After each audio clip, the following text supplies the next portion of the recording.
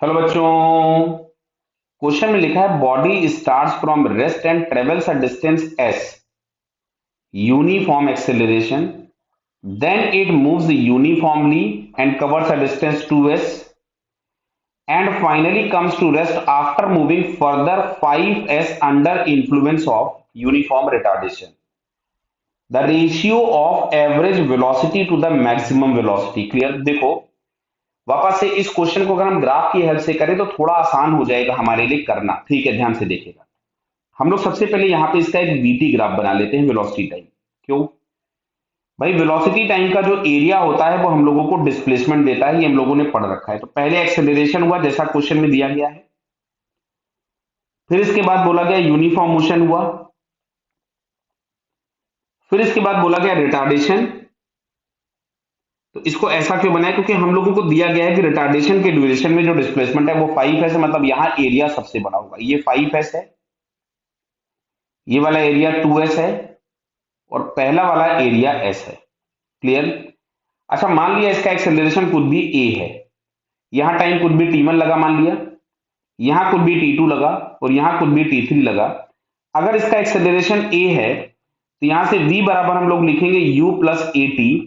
तो initial velocity zero थी, तो a इंटू टी वन, तो जो v मैक्सिमम होगा वो आपके पास ये होगा, जो कि हम लोगों के पास a t1 है। This one is v maximum.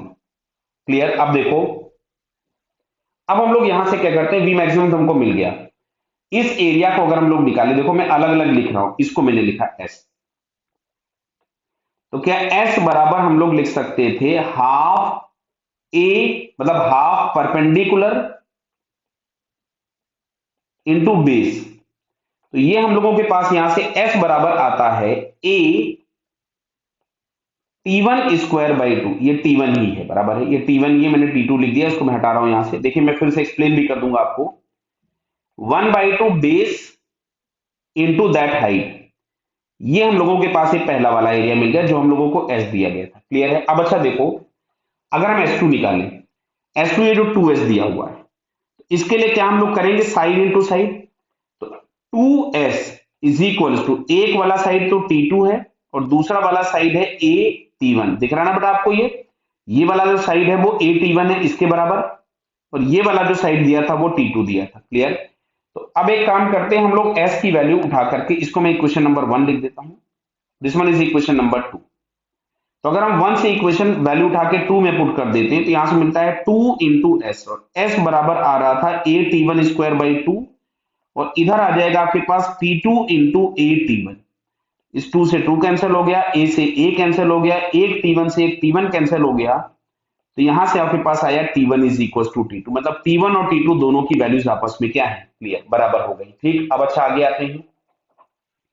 मैं अगर इस वाले एरिया को फाइंड करूं, इसको, जिसको मैं लिखूंगा 5s, जिसको मैं लिखूंगा 5s, क्या मैं लिख सकता था 1/2 base, base is what T3 and height is what A T1। दिख रहा होगा बेटा इसमें भी, ये हाइट तो यही वाली होगी 1/2 बेस इंटू हाइट, तो ये हम लोगों के पास बेस हो गया था T3।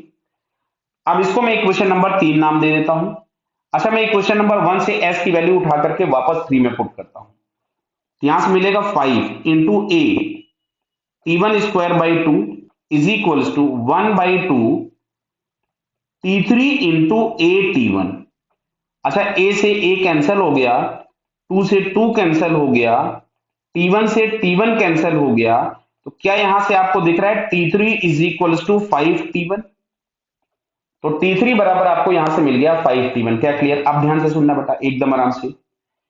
एवरेज वेलोसिटी हमको फाइंड करनी थी, एवरेज। तो average is total displacement upon total time. तो total displacement is 5s plus 2s plus s। तो ये हमारे पास हो गया 5 plus 2 7, 7 plus 1 8s, and total time taken is T1 plus T2 plus T3।